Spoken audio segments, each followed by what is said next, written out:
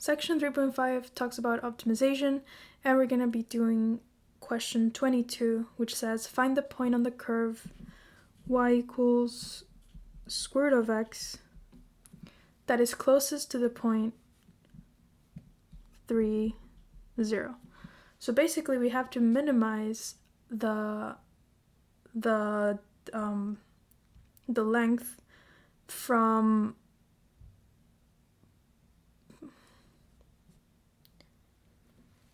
Section 3.5 talks about optimization.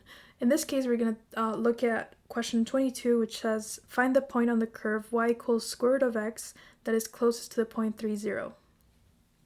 So if we think about what this question is asking, we actually have to find a minimum. We have to minimize the space between this graph and the point 3, 0. We have to find the point that it's closest to it. So maybe it's easier if we just graph this and see what's going on. So let's do that. I'm going to draw the axis.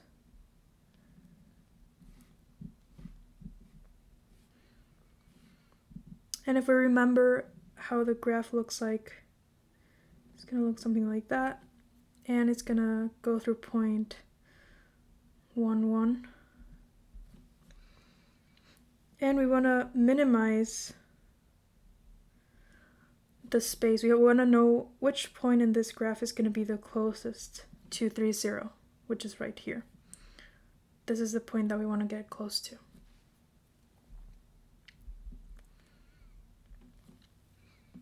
So remember, when you're doing optimization, you basically have to get an equation, and then you take the derivative, and then you see if it's a maximum or a minimum, and basically that's the way you solve it. So let's actually try to find out the equation that gives us the length between this graph and the point 3, 0. Now, if you remember how to calculate distances, the distance from that equation, from y equals square root of x and a specific point, it's just going to be the square root of x minus 3 squared plus y minus 0 squared. This is called the distance formula. It's basically an application of the Pythagoras theorem. And in this case, notice that we have the first point is going to be xy, this is the unknown, and the other point is going to be 3, 0. So I'm just doing x minus 3 and then y minus 0. That's going to be equal to just x minus 3 squared plus y squared.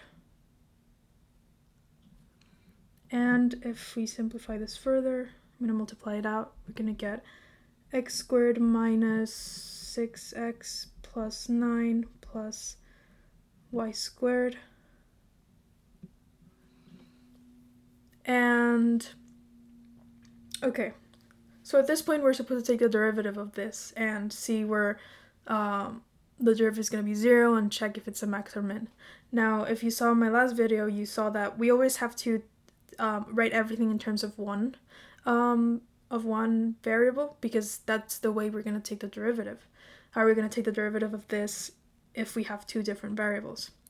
So we're going to have to pick. In this case, it would be easier to just change y because we only have one y in our equation. So I'm going to do that. We could pick to change x in terms of y, but in this case, I'm just going to change y in terms of x.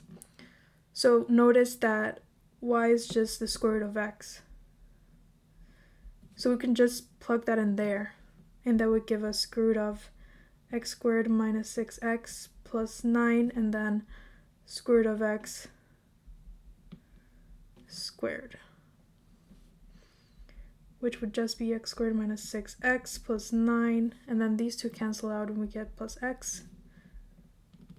And finally, 2x squared, oh wait, no, sorry, it's going to be x squared minus 5x, there we go, plus 9. Okay, well now we have d. Now remember, we're trying to minimize this. We have to take the derivative and see where it's going to be equal to 0. So let's do that. I'm going to take the derivative of d. The way I'm going to do that, well, this is a chain rule. We're going to, this is the same as x squared minus 5x plus 9 to the 1/2. So I'm going to do 1/2 times whatever's inside, and then times the derivative of whatever's inside. In this case, we have 2x, oh wait, I missed something. So you multiply it, and then you take the power. We have to take 1 away from the power, which would give us negative 1/2.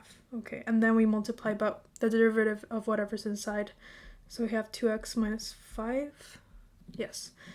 And we can rewrite this as 2 square root of x squared minus 5x plus 9.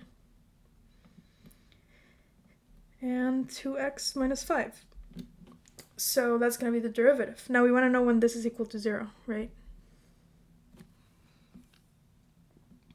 Okay, so basically we're looking for critical points or critical numbers. Well, the only way this is going to be equal to 0 is if 2x minus 5 equals 0. So it's going to be 2x equals 5, and x is going to be equal to 5 over 2. So that's going to be our critical point. And as always, I'm going to draw a number line and see what happens, see if it's going to be a max or a min, and all that that we always do. And we're going to plug this into d prime, right? We want to know how the slope changes.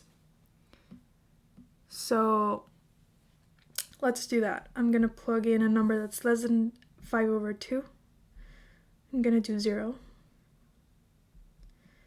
So it's going to be 2 times 0 is 0 minus 5, and then 2 square root of 0 minus 0 plus 9. It's going to be minus 5 over 2 times square root of 9, which is 3, which is negative 5 over 6. So it's going to be negative. And then I'm going to pick a number that's greater than 5 over 2. Let's pick 5. So this is going to be 2 times 5 is 10 minus 5, and then 5 squared, 25, minus 25 plus 9. It's going to be 5 over 2 times, these two cancel out, we're going to get 3. It's going to be 5 over 6. I wasn't planning this, but this is pretty nice. Okay, this is positive. So we can see that this is going to be actually a minimum. Our slope is going from a negative to a positive. So we know that this is going to be a minimum, and that's exactly what we wanted. So the conclusion is that when x equals 5 over 2, we have a minimum.